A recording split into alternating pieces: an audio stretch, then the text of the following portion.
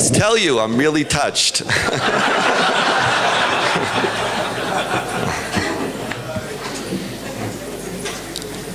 Tonight we're going to have the distinct honor to hear from Israel's Minister of Justice and the chief negotiator in Israeli-Palestinian peace talks, Minister Tzipi Livni. As you all know, the Institute is not a political institution. And as such, we're very, very careful. We're not affiliated, even though people who don't like us affiliate us. Our job is not to be affiliated politically to here or to there. And I'm always very cautious who we bring, when we bring, who we invite, how do we balance. There's one politician in Israel who, as often as she could come, I want her to come to the Hartman Institute. And it's not because I agree or disagree with her politics. It's because of the profound respect that I in this institution, and I believe this country, both has for her and which she deserves. In a time in Israel when so many people are presenting party platforms and focusing on what they think will give them a short or long-term bump in the public's eyes, there is one politician in the last election who stood out and said, I know that what I want to talk about, a lot of Israelis don't think that they need me to talk about. And I know that if I talk about this, I'm actually going to lose votes. But I'm going to talk about it because Israel needs me to talk about it. And that Israel has no future unless it has a viable peace process. And in an Israel in which more and more Israelis somehow feel, as Tal spoke last night, that the status quo is playing in our hands and that it's sufficient for us to say it's their fault and therefore we could go home and pretend that we're just fine.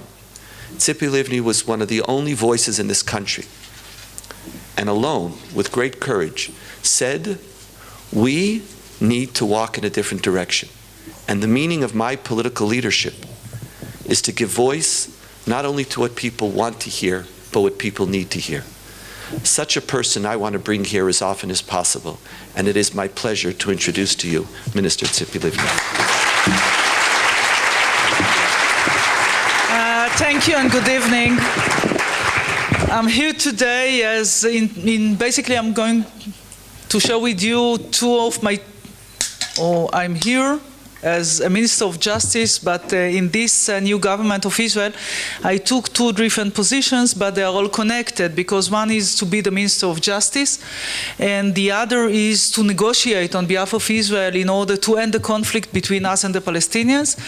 And these two completely different positions are connected, the way I see it, because both of them, the whole idea is to keep the values of the State of Israel as a Jewish democratic state in a manner that these two values of the State of Israel can live in harmony and not in contradiction.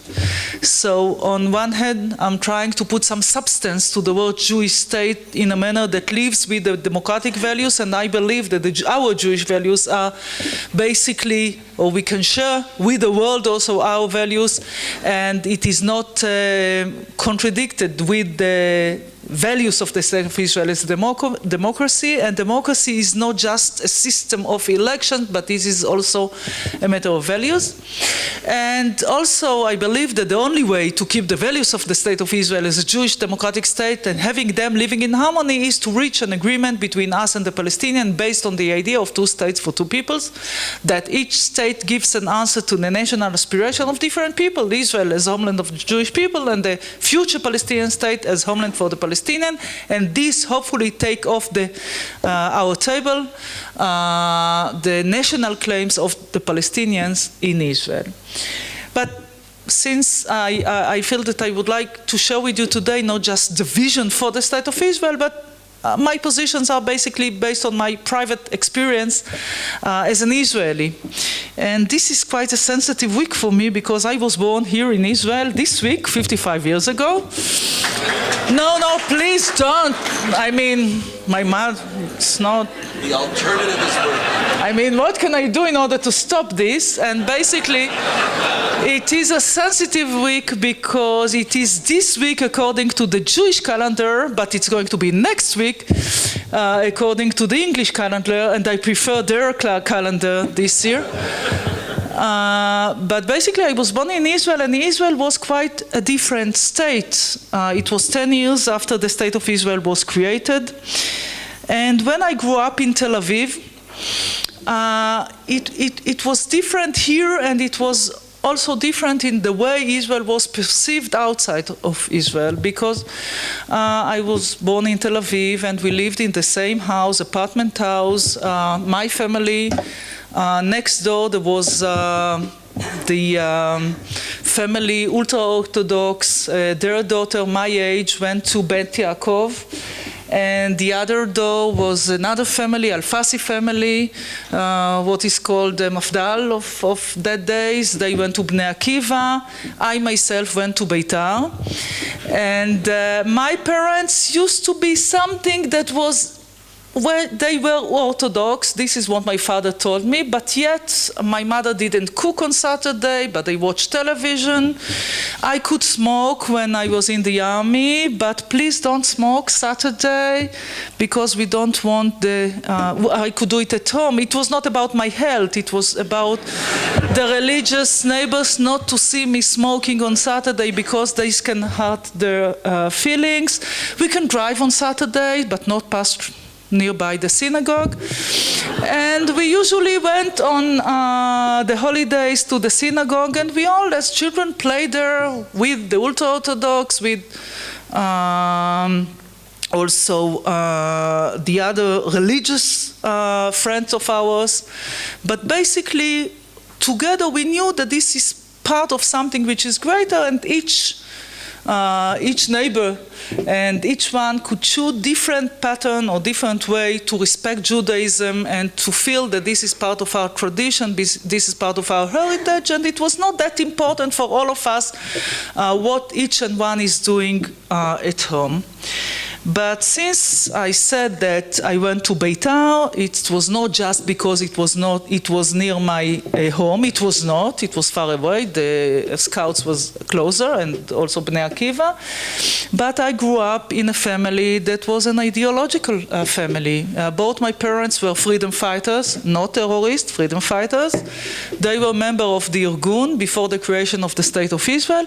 No, and I said that they were freedom fighters because they acted against the British Army and not against civilians, and this is something that needs to be addressed now to the international community, because I don't accept the idea that once a freedom fighter is the other side terrorist. It's the same. It's not, and it's very important for us to say this, because I cannot understand that. I'm not going to accept the equation of those sometimes speaking about Israel and the way we need to fight terror, and putting in the same basket the terrorists that are targeting civilians deliberately and the Israeli soldiers that are basically our sons that are trying to avoid civil casualties while fighting terror. But back home, my father was the head of operation in the Irgun. My mother was a warrior. They met while robbing a British train at night. Very romantic. And true story. And both of them, and they were the first couple that got married when the State of Israel was established. Now, you can ask me, how do I know that they were the first and not the second? Because it is Sfirat HaOmer. It was, the State of Israel was established, declared, in the days in which we cannot get married. But you don't know my grandmother.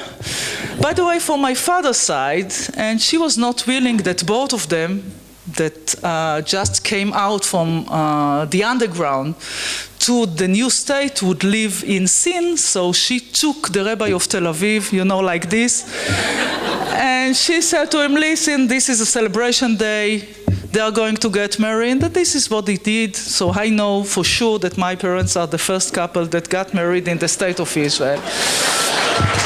Now, But their ideology was based on Jabotinsky. And I grew up in a family, what we call here in Israel, המשפחה הלוחמת. It was members of the Irgun, of the Lehi. And they were quite isolated by the establishment that days. And their ideology was based on the rights of the Jewish people on the entire land, both sides of Jordan River. And according to their requests, and they are not with us today, but on their graves, we tattooed, according to the map that they left us, the map of the state of the land of Israel, both sides of Jordan River, with, with the gun saying "Rak kach," it means it is ours. But this was just one side of the ideology that I grew up. It was about the rights of the Jewish people on the entire land, but since I was born before '67, nobody told me that we need to take the first tank or aircraft and to be there. It was an idea about an historical rights on the entire land. But yet they accepted the idea of the state of Israel just having part of the land. But this is not enough, because the other ideology or the other part of their values was equal rights to each and every citizen in the state of Israel. So I still remember as a child 67, and I remember the pictures of the paratroopers in the Western Wall, and believe me, being there with my son, who just left the army as a young paratrooper, swearing to the state of Israel near the Western Wall, is something that I would never forget.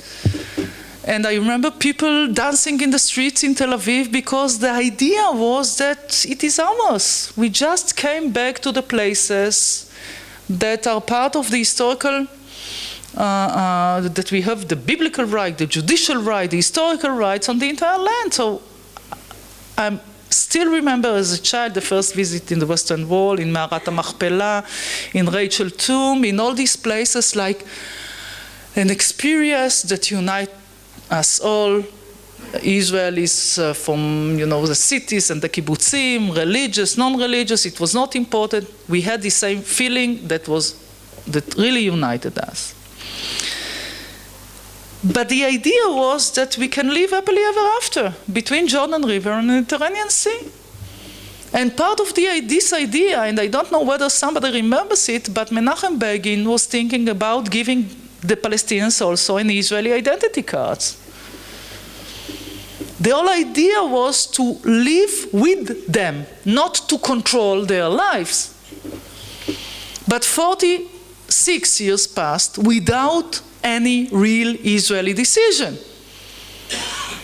So we are living in a way in a twilight zone, without real decision. What are we going to do with these territories, with Yehuda Shomron, and before that with Gaza Strip?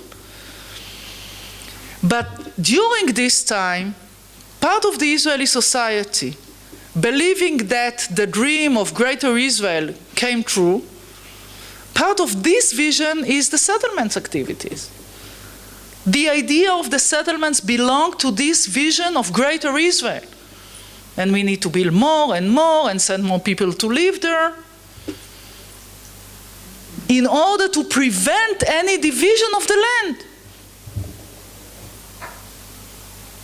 This is one vision that only minority in Israel believe now that this is the right vision for the future of the state of Israel.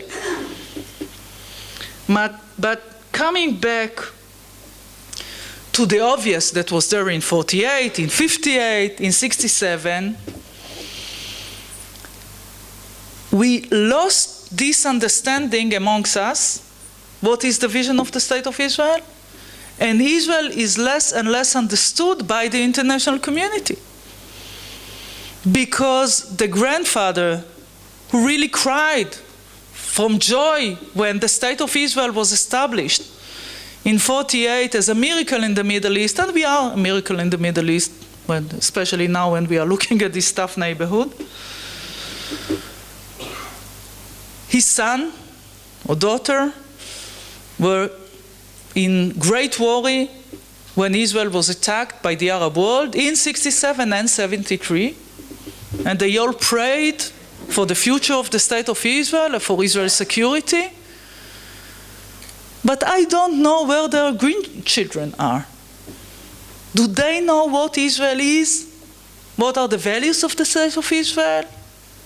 Things changed. Israel is being less understood by the international community.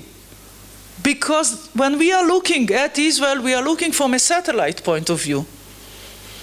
And Israel is the David of the region. Small state, surrounded by all these neighbors. Some of them cannot accept our right to live here and to exist. Some of them are using terror. We are talking about states like Iran, organizations like Hezbollah and Hamas. But when the world is looking at us, it's not from the satellite point of view, it's from Google Earth. And what they see is the Israeli soldier and the Palestinian child.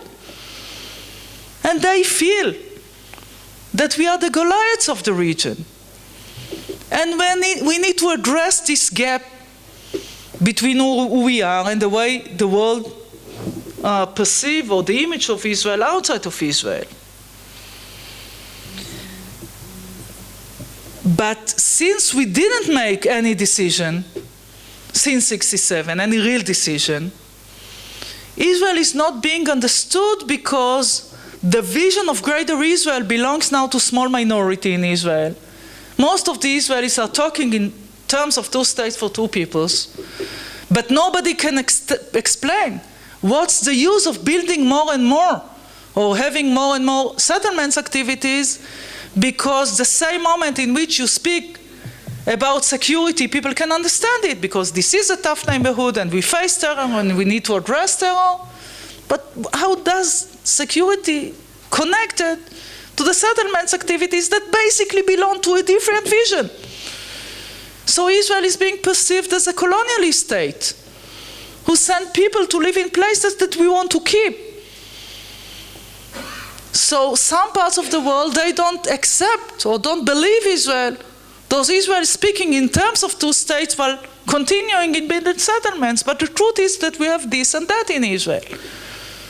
And for political reasons, the decision was never made saying that this is the vision of two states for two peoples and we act accordingly. And while not doing so, we are losing those that can support our interests, our legitimate interests like security and like other interests that I would share with you during this evening and should be part of any agreement between us and the Palestinians. Now, going back to my personal life, after I joined the army, left the army, I served a few years in the Mossad, and then I practiced law for 10 years. In 1995, the Israeli society was divided between two different parts that I just described. One part was my friends from right wing.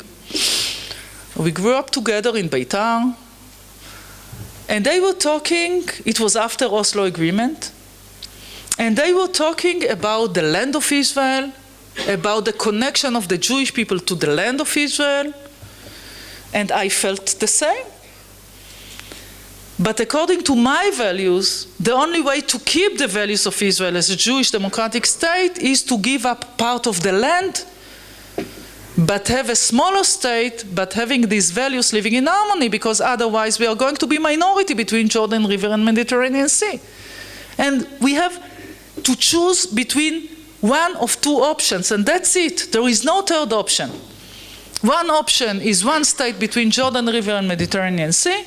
The meaning is it's not going to be a Jewish state, it's going to be something, I don't know what, bilateral state, Arab state, but it is clear that everything that was tested between different peoples trying to live in one state, in the end, we face clash, we face also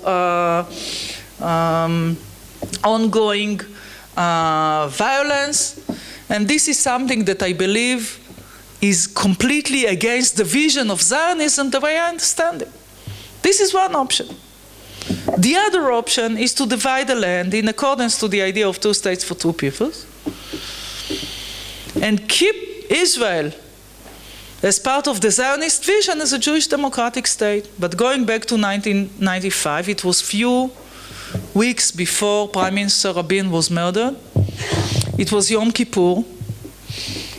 And I felt that my voice is not being heard because my friends from right wing was talking about their love to the land, blaming the other side of being naive. They are thinking about the Palestinians, what was called the peace camp, against the land of Israel and vice versa, against the camp of the land of Israel and vice versa. Now the other side, I saw my friends from left wing.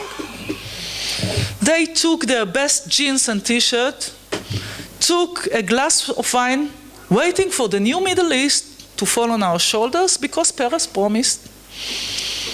Now, I was realistic enough to understand that it's not going to be a new Middle East, and it's a tough neighborhood.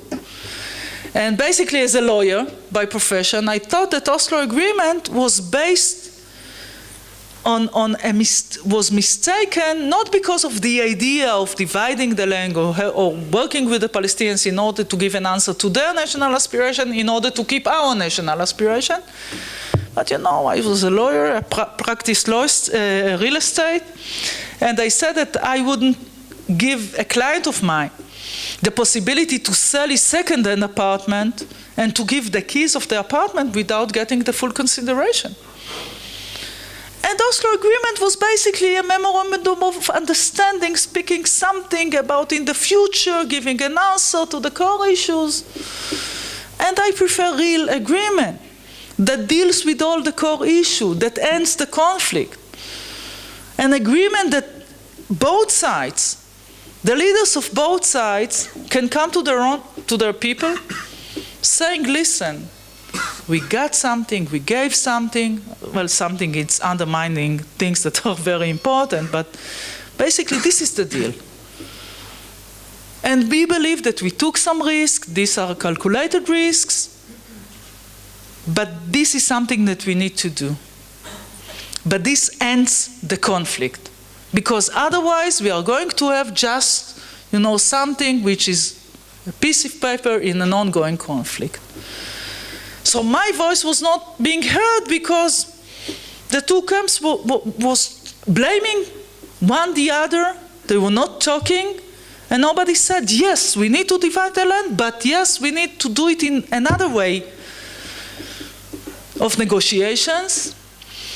And in Yom Kippur, 1995, I decided to join politics, driven by this idea that this voice saying yes to the agreement, not because I think about the Palestinians, because I think about us, about the vision of the state of Israel, because this is the only way to keep the values of Israel as a Jewish state, and the values of the state of Israel as a Jewish state, not only as a democracy, means also equal rights to each and every citizen. And equal rights, equality is not a favor to the Israeli Arabs, but it's part of our Jewish values. So we need to decide this decision or the other, and as I said, no third option. So I joined politics. I hate it, but I joined politics. And I was driven, and I'm still driven, by the idea that what we need to do is to try and end the conflict with the Palestinians in accordance to the idea of two states for two peoples, because this is an Israeli interest. It's not a favor to the Palestinians. It's not even a favor to the President of the United States, any president. This is something that we need to do for the future of our own children. And this is the reason also for me to come back to politics after I left for a few months, in an understanding that this voice that I just shared with you, and I felt that in 1995 was not heard, is not being heard as well. Because people gave up peace. Because they think that there is no partner on the other side, because this is a tough neighborhood, just see what's happening in Egypt, in Syria, how can you trust the Arabs? We left, I can give you all the reasons, not the excuses, the real reasons, and some of them the excuses. We left Gaza Strip and we got terror in return. We left Lebanon and we got Hezbollah. How can we leave these places? We need to be united against those that are against us. I truly believe that we need to be united for our values and not just to be united against those that are against us. And basically and thank God there is no terror, so people are thinking that status quo is sustainable. And I believe that my responsibility is to say, no, it's not. Because one day we would wake up in the morning and find ourselves between, or in not choosing or having somebody else make the choice or the decisions for us. We can find ourselves with one state, with different international plans, whether it's in English or in French or in other or in Arabic. And we need to initiate and to be those that are promoting our ideas instead of being so defensive and just trying to defend and to give some explanations to the world about what we are and what we can do. Now, I said that all those reasons that I said before, there are real problems. I mean, it's not enough to speak about vision. We see the situation on the ground, and we have these problems here. I mean, it is a tough neighborhood. And we need to ask ourselves whether there is a partner on the other side. And in the past, we had times in which we have a leader who didn't want to end the conflict with Israel, but could deliver. By the way, usually the extremists are stronger. And sometimes we had those that maybe wanted to end the conflict with Israel, but they were weak. And now we have both. In Gaza Strip, we have Hamas, an extreme religious ideological group that is not willing to end the conflict with Israel, and they are not going to change their mind. And there is no hope for peace with them, because the whole idea is to end the conflict. Well, I mean, they are willing to have a state 67 borders, but they are not willing to say that this is the end of conflict. And on the other side, we have Abu Mazen, Mahmoud Abbas, and his group. They represent the national aspect of the conflict, which is better because Hamas represents the religious part of the conflict. And religious conflicts are more problematic to solve, while national conflicts are solvable. And they can deliver nothing in Gaza. So when people ask me, how can you trust them? And are you willing to throw the keys to the other side of the borders? What happens if Hamas gets them? So my answer is that the idea is not to trust the other side. I trust ourselves. And the idea is to enter the negotiations room, and in the negotiations room to keep the interests of Israel in the negotiations. Because when time passes by, we have also erosion in the way the world is looking at the Israeli interest. Things that were obvious a few years ago are not obvious anymore. And in a way, I'm willing to sign an agreement with somebody that maybe has some problems in delivery, but he has the signature rights on behalf of the Palestinians to sign the agreement. I mean, maybe, as I said, I'm a lawyer. So in business terms, it's to sign an agreement with somebody who has signature rights on a bank account that is not that, it is quite empty. But I know who's coming next. And by having an agreement, we are going to have legitimate borders. Israel is not a state with legitimate borders now. We can have the support of the international community. And in the negotiations room, and as part of the agreement, we are going to keep the interests of Israel. And I'll speak about these interests. The idea is to negotiate with the Palestinians. And the role of the Arab world, the Arab League, is also important. because it's very difficult for any Palestinian leader to enter the negotiation room without the support of the Arab world. Now, you can ask me, what is the Arab world these days? But yet, the good news of just a few weeks ago that got out of the meeting between the Arab League and Secretary Kerry, saying that the Arab Peace Initiative is still on the table, and they are willing, while we end the conflict with the Palestinians, to normalize their relations with Israel as part of the Arab Peace Initiative. And this is important for the Palestinians, but I believe that this is so important also for Israelis to understand that when hopefully reach peace with the Palestinians, it's not just something with, Abu Mazen, but this is something that can change the region. Now listen, the Israeli-Palestinian conflict is not the reason for extremism, but it is the excuse. It is being abused by Iran, by Hezbollah, by other elements in the region in order to ignite the region. And when we see the people who are taking the streets in different parts of this region, well, Israel is not the reason for them to be there. But on the way, you can always see an Israeli flag being burned. Because for many years they watched Al Jazeera, and Israel is their enemy. And this is another reason, not the first reason. The first reason is the interest and the values of the State of Israel. But this is another reason to take off the table their excuse.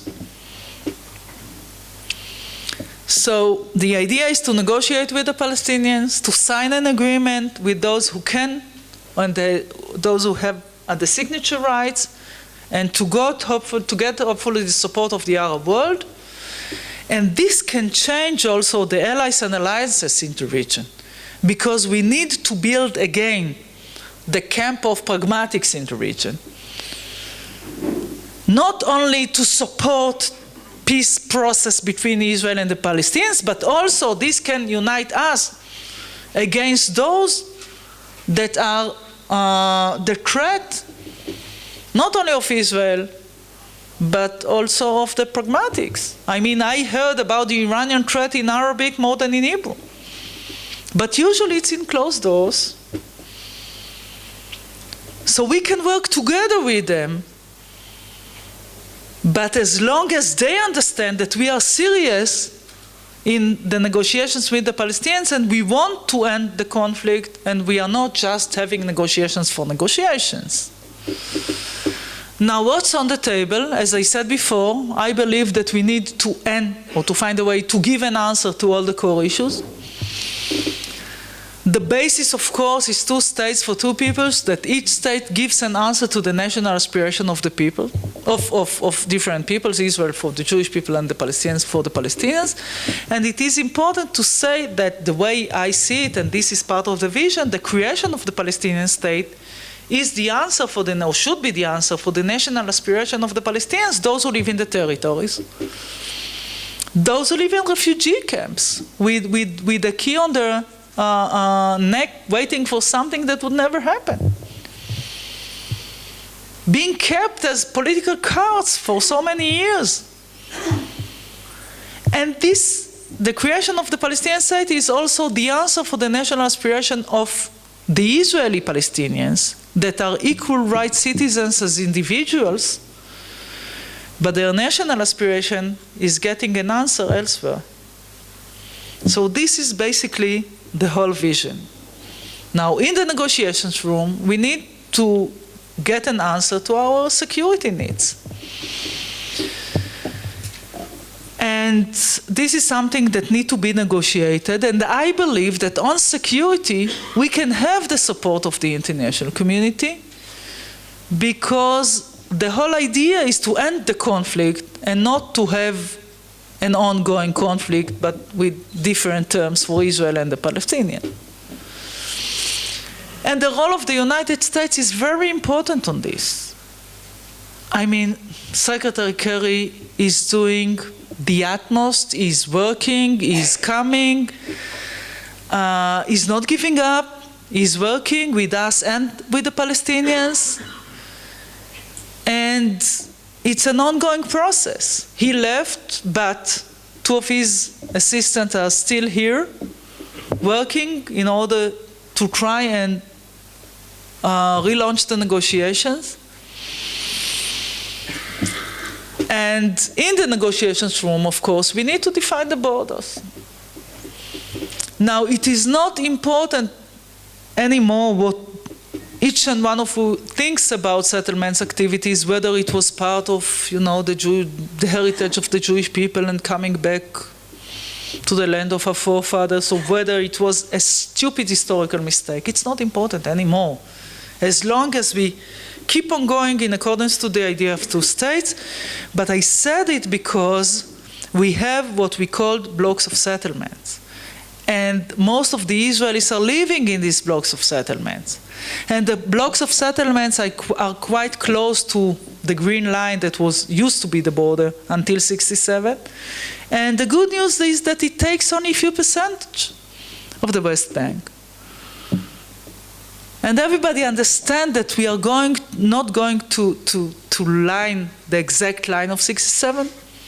So we need to take in consideration the settlements as part of the blocks of settlements as part of the future agreement.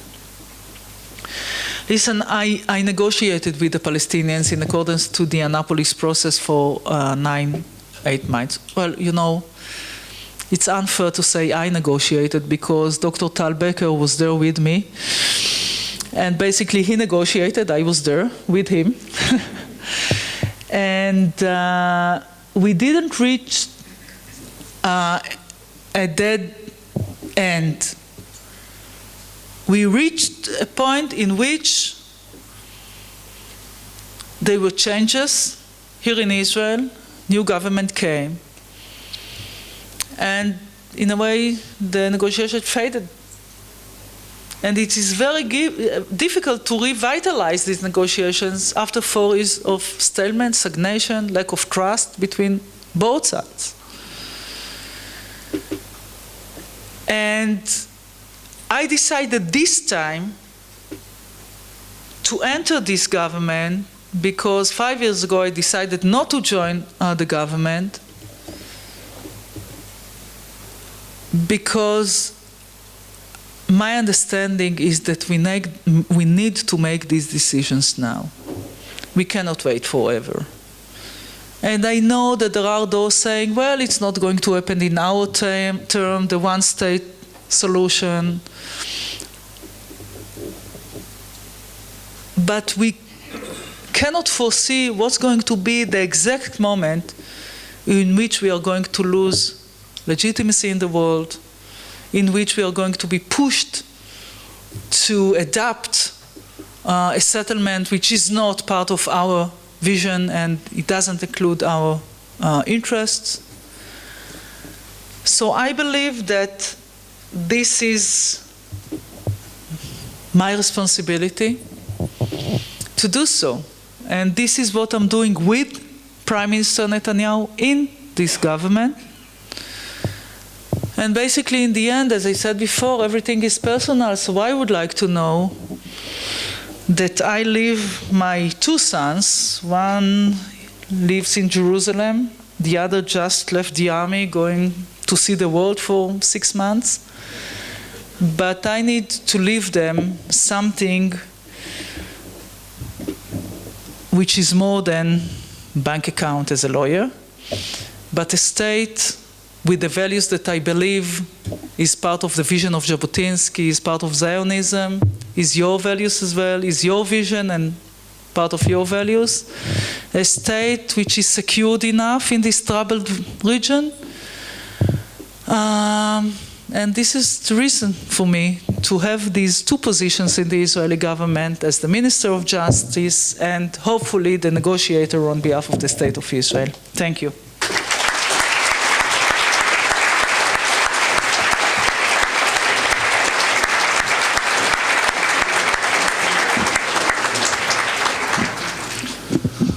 Short questions, please, and we'll take them in groups of 3. Yes, please. During the time when Israel and the Palestinians are possibly moving toward negotiations, there's still activity within the settlements. Sometimes they say, well, these are agreements that were made a long time ago, but now we're starting to build and so on.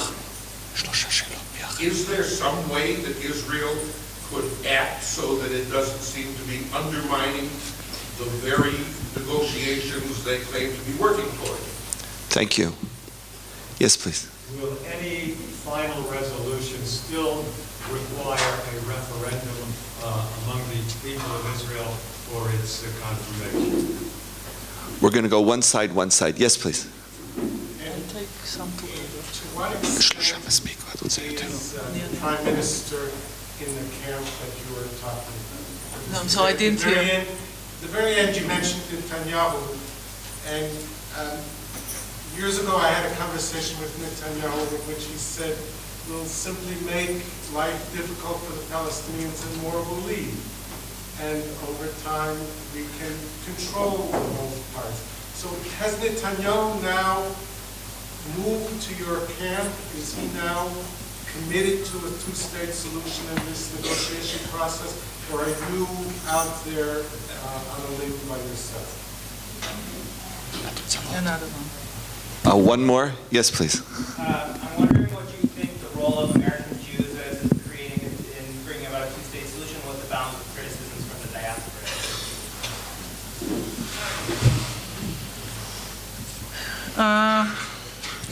Okay. Talking about the world jury, I do believe that we need to change the dialogue between Israel and the world jury. Because usually the position of Israel is, okay, we are the safe shelter for you for time of, I don't know, of anti-Semitism or something, and you should stand with Israel, and I believe that we should change this dialogue and turn it into a dialogue of values and one vision, because what's the use of being homeland of the Jewish people if you cannot have this dialogue and decide what is the vision of the state of Israel? But yes, as an Israeli minister, I would like to say that our responsibility and my responsibility is to make decisions for the future of Israel, of those who live in Israel, but I believe that this can live together. The idea of having one vision for Israel and the world jury, and yet making these decisions here for the future of the state of Israel.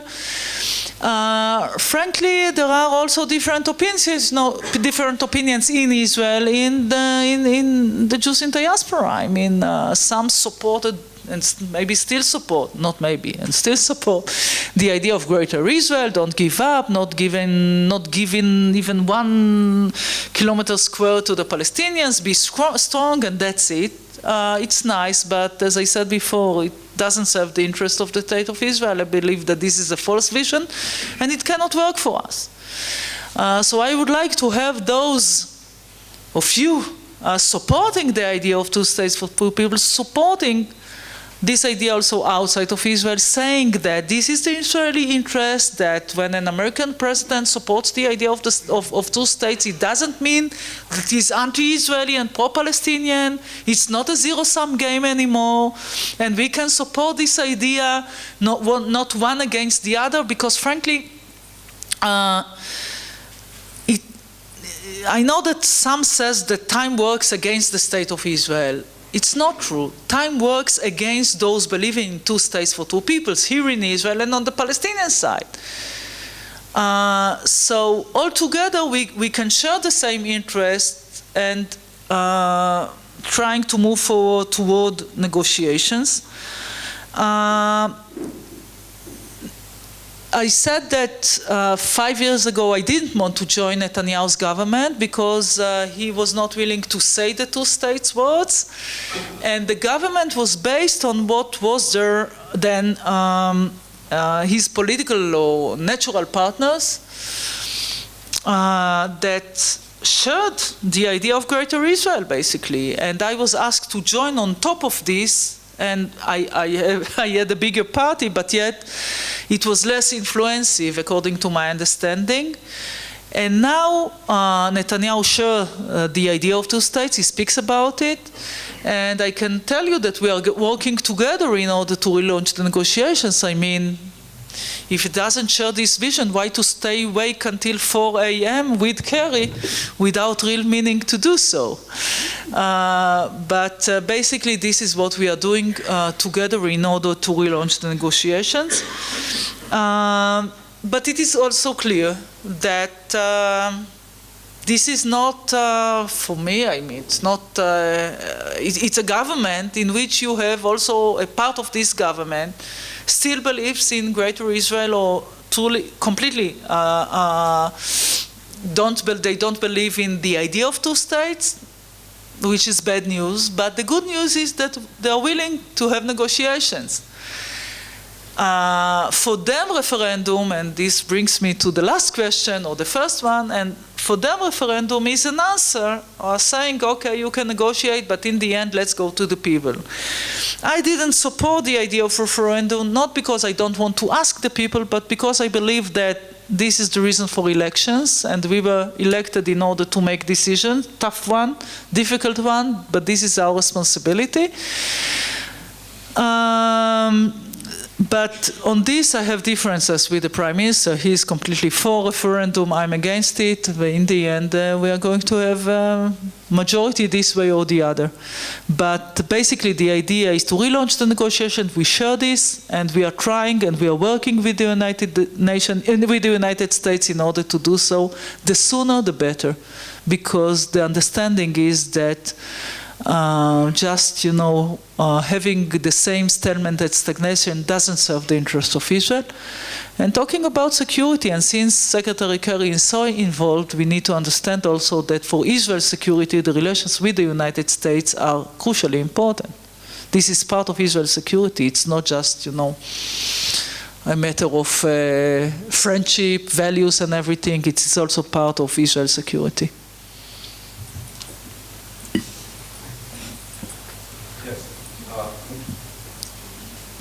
I just wanted to say something personal. My parents also met in Beirut, in the United States. So we have that share. You speak in a very different voice than other politicians that we've heard. Your entire talk was peppered with an association and a reference to values, and that's so important. And I wonder how many others share that language with you, because it seems to me that ideological commitment drives you beyond what others would want to see. It shapes not only your values and your ideas, but also your practical politics. I want to ask you, you say you're starting in Jerusalem. What kind of Jerusalem are you going to be for your son?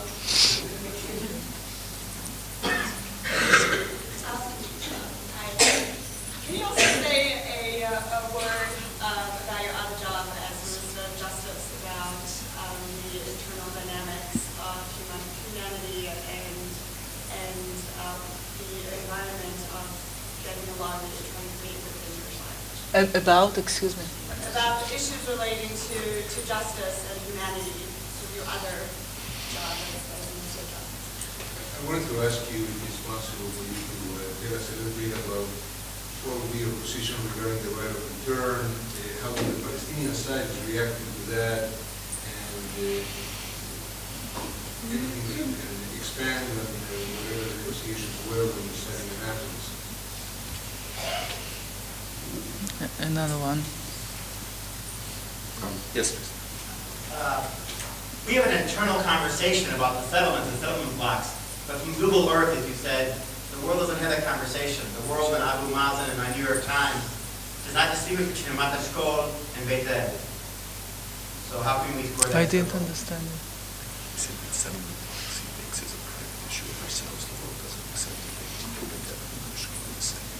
Okay.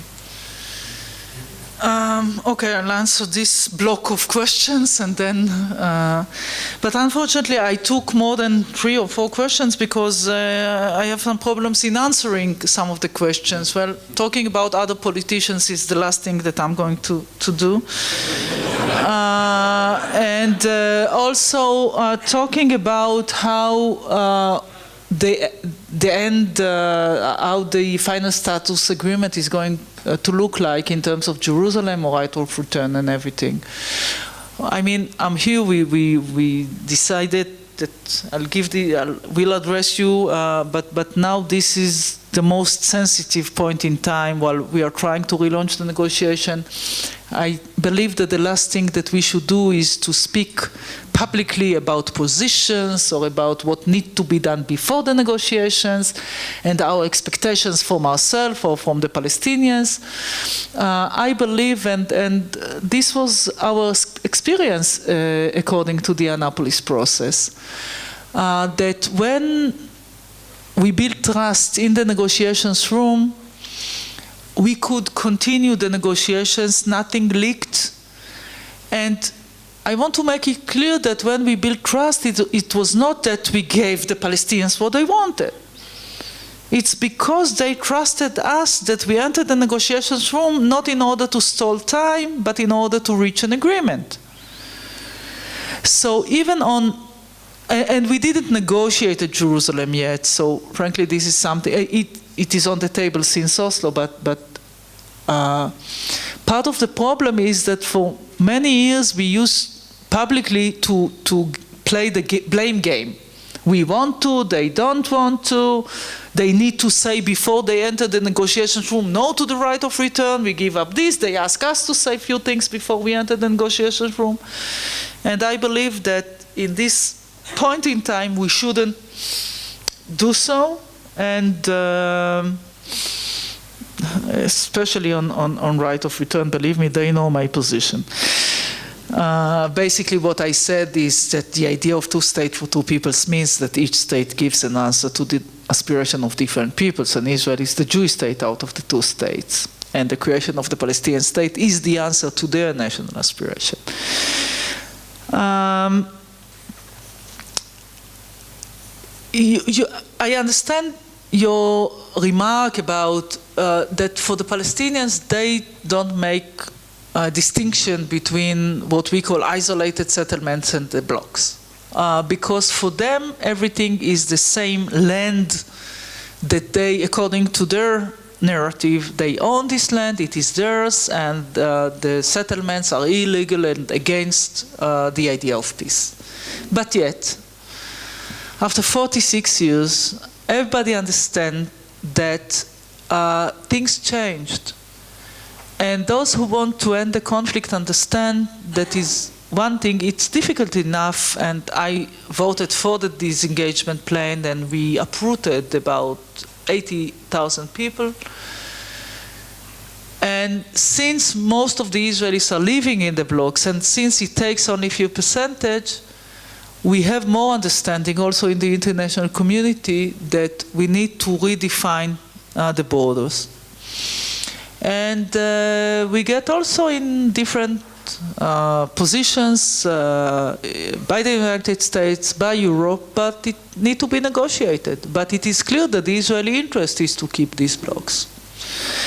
As a Minister of Justice, I said that I believe that my role as a Minister of Justice is to preserve and keep the values of Israel as a Jewish democratic state. And in a way, the conflict spilled into or entered into Israel itself, because we have 20% of Arab minorities in Israel. Today was Jabotinsky Day in the parliament, in the Knesset, and he was talking about equal rights to minorities, but yet, since we have this ongoing conflict, unfortunately it affects also the way some of the Israelis are relating to the Arab minorities in Israel. We could see also what is called Tag Mechir, those who are acting against Palestinians in the West Bank, doing so also inside Israel, something which is not acceptable and need to be dealt with, by the police and with zero tolerance. And it's not just something that we do in order to protect the minorities, but because we need to protect ourselves as a society. But speaking frankly, we have also another debate inside Israel about what is the source of authority for our lives here. whether it's the law and hopefully the constitution in the future, so the interpreters are the judges, the Supreme Court, or whether it's the halakha and the interpreters are the rabbis. And this is something that needs to be addressed. And unfortunately, we are facing a situation in which in a few weeks from now, we are going to have elections for chief rabbis, both of them. And we have some,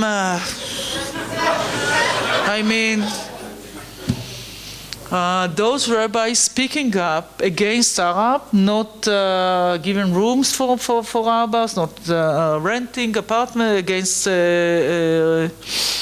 renting apartments to Arabs, and other is against the judges. So, this is something that we need to deal with. And this is part of the changes that Israel is going through. And in a way, I believe that there is a connection, because as long as it is all connected. We didn't decide what to do with the territories. We didn't decide what is this Jewish state. We asked the world to say Jewish state. What does it mean? Is this a religious state? Is this an ultra-Orthodox state? By the way, I believe that we shouldn't give the monopoly on the Jewishness of the state of Israel to the ultra-Orthodox parties. But is democracy is just system of election, or it's part of the values of the state of Israel? It's part of the debate, internal debate in Israel.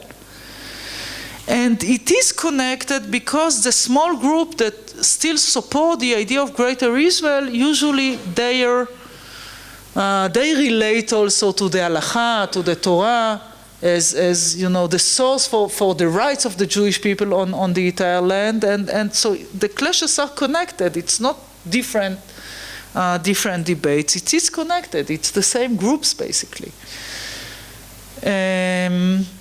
So I believe that while pushing forward toward negotiations, as a Minister of Justice, is not just a ministry.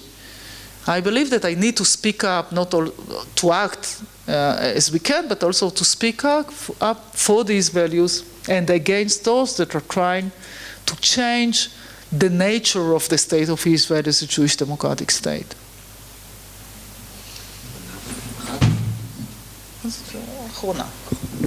Yeah, okay, we'll take half from this side, half from this side. Yes, please.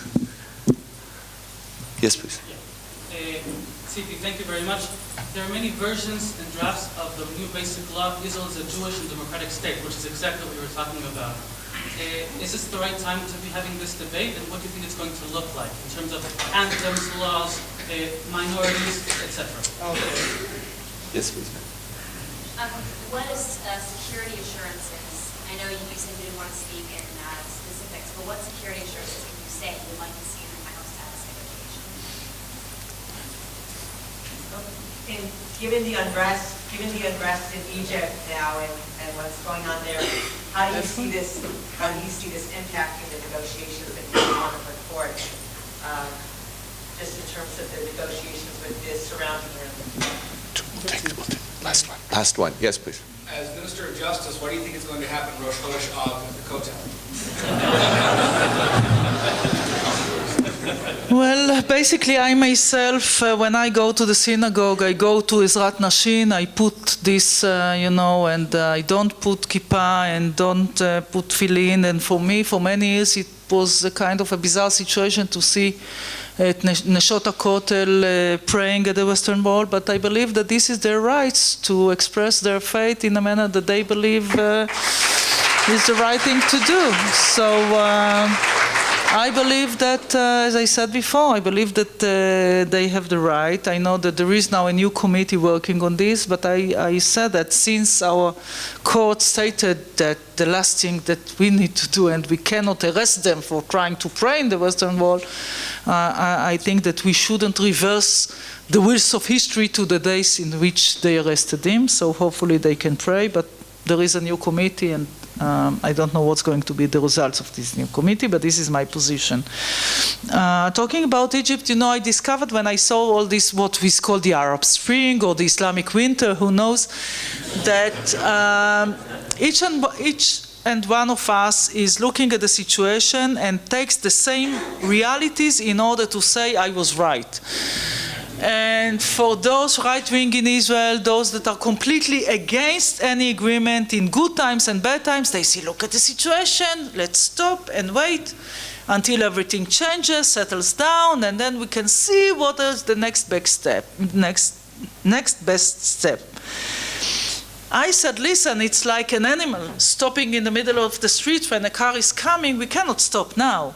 We need to change the realities. And I don't want to relate, it's going to be not responsible to relate to things that are happening in Arab states, but there is one thing that I say to Israelis. Looking at the situation, what do they prefer? To be the day after we have a peace treaty with Egypt or before we have peace treaty with Egypt? And the answer is clear, that it's better also when we see all this changes to be with peace treaties and peace agreements with Egypt and with Jordan, because when I look, now I'm speaking in general terms, when we are looking at the region, it is clear that leaders are becoming weaker and the streets are becoming stronger. And in the past, we used to make peace with leaders and not with peoples. But the leaders were strong enough to enforce peace and to keep their interest and to keep their interest in the peace treaties. It is becoming more and more difficult for leaders to have this reconciliation with Israel that is being perceived in the streets as the enemy.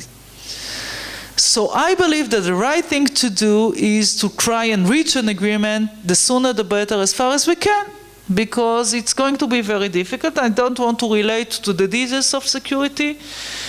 And in any agreement, we are going to face some risks, but I believe that these are calculated risks, and more than that, talking about security and settlements, this also relates to the disengagement from Gaza. People are saying to me, look, we took settlements out and we pulled out our forces and we got terror in return.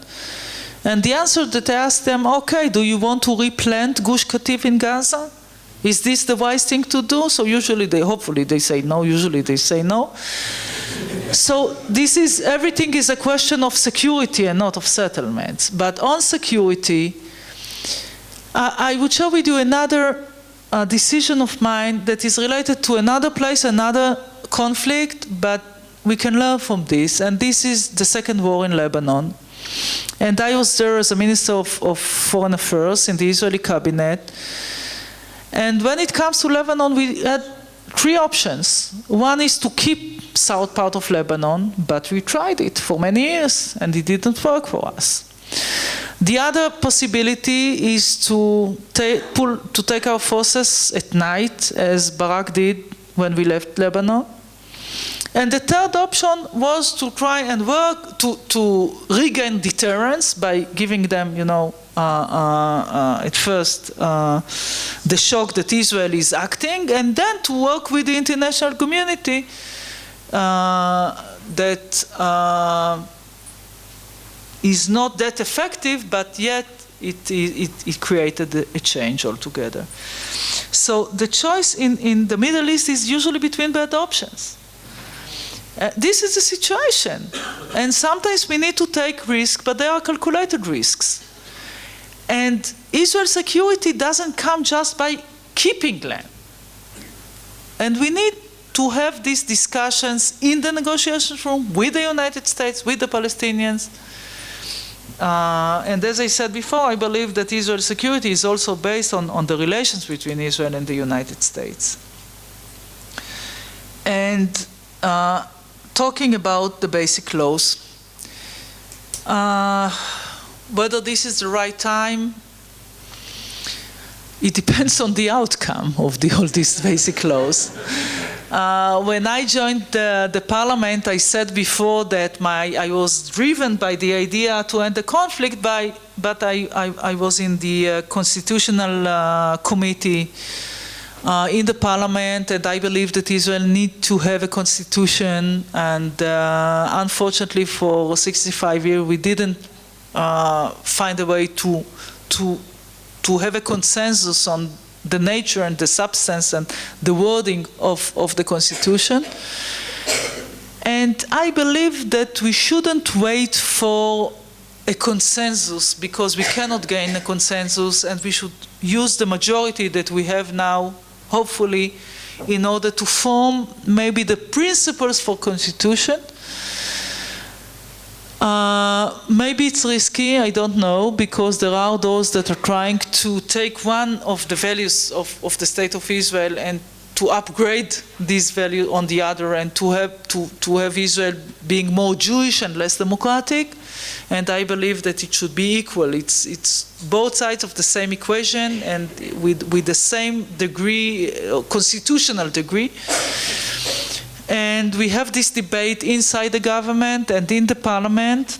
And what I'm doing now also as a Minister of Justice is trying to form something that can preserve and keep the values or the two sides of this equation living in harmony, including some words that need to be in a constitution, like equal rights, like Jewish and democratic, like giving an answer to all these